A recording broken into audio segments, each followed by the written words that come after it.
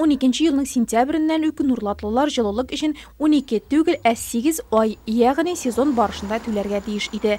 Әмма Россия Федерациясе хөкүмәте карары моны районнарның үзләренә хәл итү мөмкинлеген биргәч, бүгенгә кадәр котельнялардан җылынучылар ел әйләнәсе түләп килде. 1 июльдән хәл үзгәрәчәк. С 1 июля 2000 1 июльдән башлап исәпләгечләр булмаса да җылылык өчен сезонда кулланган норматив 8 айга бүленәчәк. Весь норматив, который использовали. Тик 12 ай урынына 8 ай гына түләү экономияләү дигән сүз түгел. Моннан тыш җылылык өчен түләү бәясе 2,19%-ка арта һәм 1 гигакалория өчен 1831 сум тәшкил итәчәк. Как рассчитать отопление? Түләүләрне ничек итеп санап чыгарырга? Түләү квитанциясендәге суммага карарга кирәк. Әйтик, 1600 сум ди, аны 12 айга тапкырларга. Бу 18000 сум. Шуннан аны яңа кагыйдә буенча 12 түгел, 8 айга бүлергә. Шулай итеп, айлык түләү шартлы 2250 сум килеп чыга. Җәй айларында бөтенләй дә түлисе түгел.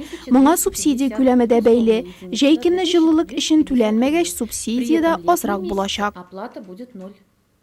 Шулай да фатирлары котельнялардан җылынган хуҗалар өчен акчаны янга калдыру усулы бар. Ул да булса гомуми йорт исәпләгече куйдыру. Уют идарәче компаниясендә шулай эшләгәннәр дә.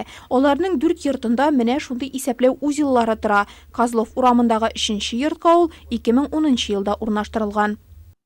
За 2015 год по дому 2015 елда Сәлимҗанов урамы 7нче йорт буенча 56 мең сумнан, Козлов урамы 3нче йорт буенча 50 мең сумнан, Карл Маркс урамы 2нче йорт буенча 44 мең сумнан, Карл Маркс урамы 4нче йортта 10 мең сумнан артык экономия килеп чыкты. более 44 тысяч.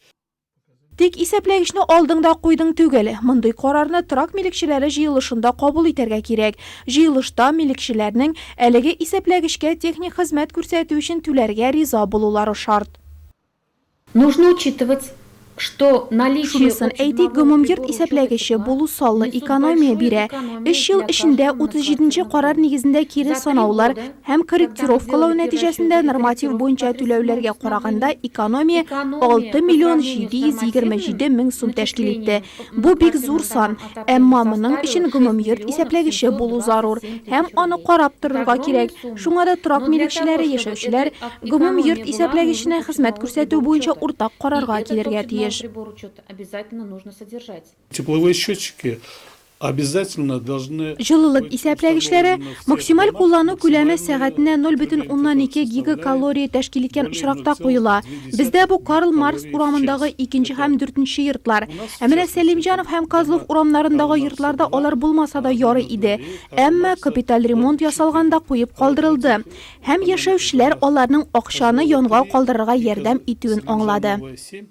Счетчики могут они не стоять. 2 бүлмәле фатир хуҗабикәсе Зоя Галкина исәпләгечкә техник хезмәт күрсәтү өчен аена 79 сум түли. Бу йортта исәпләгеч ярдәмендә булдырылган 50 мең сум экономия белән чагыштырганда бу бик аз ди ул. Мы почувствовали, что у нас Без йортыбызда экономия барлыгын сиздек. 2 ай ярым 3 ай тирәсе без бөтенләй дә түләмәдек. Түләгән айларда да суммасы бик аз иде. Безнең йортта нигездә пенсия яшендәге кешеләр яши. Шуңа да безнең өчен түләүләр сизелерлек азайды. и мы почувствовали. Исәпләгечләре булган торак милекчеләре норматив буенча түләп барса да ел азагында кире санау үткәрелә. Бүгенге көндә җылылыкны исәпләгечләр Нурлаттагы 46 күп катлы йортка куелган.